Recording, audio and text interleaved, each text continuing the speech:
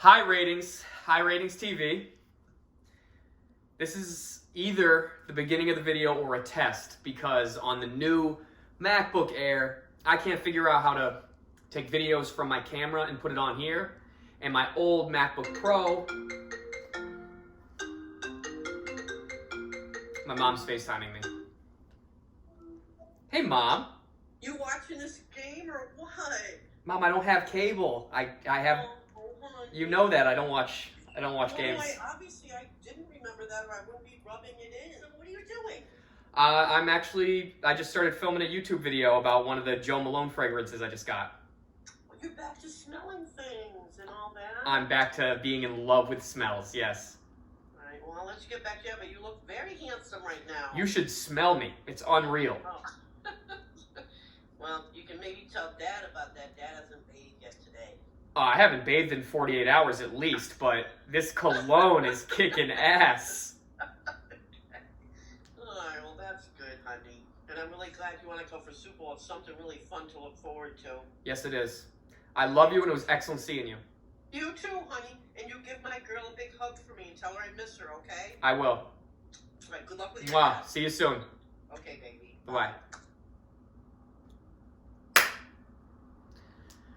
Well, some of that's going to have to go in the video because that was classic. So, the story. The story is this. Several years ago, not several, but a few, I stumbled upon a fragrance maker that I'd never encountered before at the Roosevelt Field Mall. They have their own boutique there, the Joe Malone Boutique, and I smelled a bunch of fragrances. I fell in love with one of those fragrances so hard that I basically decided, all right, this is what I'm gonna wear from now on, and I sort of abandoned all the colognes that I was wearing. I mentioned to my now wife, girlfriend at the time, oh man, I'm trying to get down on some Joe Malone. I haven't bought any yet, but I really want Joe Malone. So she listens. She's a great girl, and what she did was she went to, I think, Nordstrom or somewhere out in Portland, and she smelled a few, she let them make suggestions, and she bought me Blackberry and Bay and Orange Bitters, two fragrances I still have in the collection. I'm almost out of Blackberry and Bay, honestly. It's the bottle's just about gone. Orange Bitters I still got plenty of, even though it was only a 9 ml, because I don't really wear that one that often. But starting off with those two, it just made me want the one that I had smelled before, and I haven't mentioned it yet, but I will. So I went back and Nordstrom, Macy's, wherever they have Joe Malone, I would keep smelling different ones until I found it again. Wood Sage and Sea Salt. One of the greatest smells ever.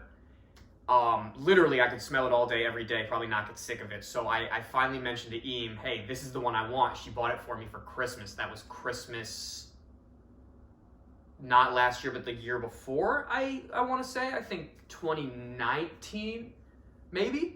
2019's Christmas going into 2020, perhaps. She bought me Wood Sage and Sea Salt in the 100 milliliter, and I was like, oh man, I'm gonna wear this every day. I'm about to burn through this bottle. But then, we all know what happened in 2020, so I didn't really wear that fragrance as often because I was in the house a lot more than I thought I would be, but I became obsessed even more. Like when I'd smelled it on myself, I just thought, how could a fragrance this elegant, this sophisticated exist? I need to explore more. So, going back, I discovered another one that I just can't believe how good it is. Wild Bluebell. That's my new top favorite, 100% favorite. But because everything I've smelled from Joe Malone has impressed me so much, I decided I wanted to explore a little bit more into their Intense collection.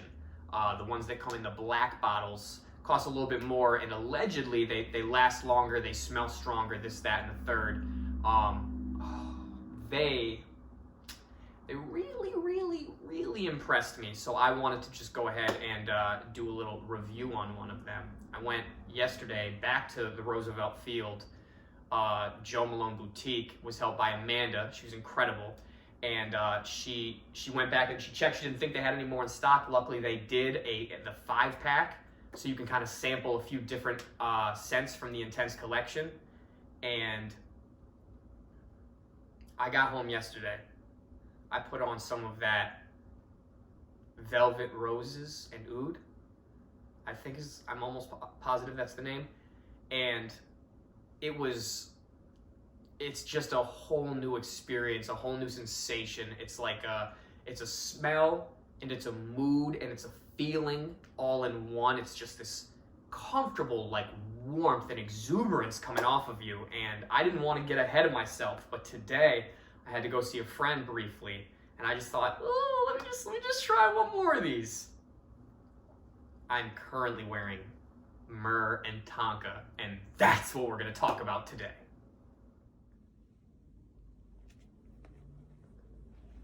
That's another thing I love, is just the packaging and the presentation of everything in Joe Malone's collections. Just really, really, high end, very lovely.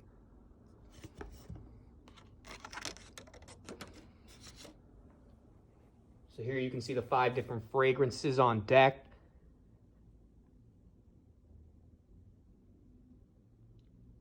And today, talking about Myrrh and Tonka, but I will certainly be reviewing these other fragrances also. Myrrh and Tonka. So what's really interesting about this fragrance is I actually feel like I recognize, I feel like I've smelled a fragrance similar to this, but if I tell you what that is, it's almost doing this fragrance a disservice. But I still need to say it. I still need to be honest. I think it's the Tonka bean in this. It has a smell similar to like a flavor, like a coffee bean or a chocolate almost, and that sort of smell, the only time I've ever encountered it was actually from, and I still have the can because there's like one spray left, and it's from like 15 years ago maybe. Axe Dark Temptation. It's in like the brown bottle. I remember I used to really love that smell back in high school, but it's just a little bit, it had like a little bit of like a kind of like a chemically backing to it that I didn't care for, but the opening of it was very like just like velvety and warm and chocolate-like, but not overly chocolate, just a sweetness to it. So that's what makes this so interesting, this Myrrh and Tonka. I sprayed it on today, and before it dried down, I could already kind of smell like that's the other thing. Let me say this about Joe Malone. The fragrances Joe Malone make seem to be so three-dimensional, and the layers are very pronounced. It's not just kind of like one blended fragrance that hits you all at once. It's almost like you notice different parts at different times. And I know fragrances are supposed to have like the top note, the heart note, and like the base. I think that's very clear with a lot of Joe Malones. So I looked it up because I want to break it down. So for this one, on their website, they have it listed as the top note being lavender, the heart note being the myrrh being a tree, like tree sap. I didn't know that, learned something there. And the Tonka bean being the base note. So you almost have like it begins floral, but I don't necessarily, it's just like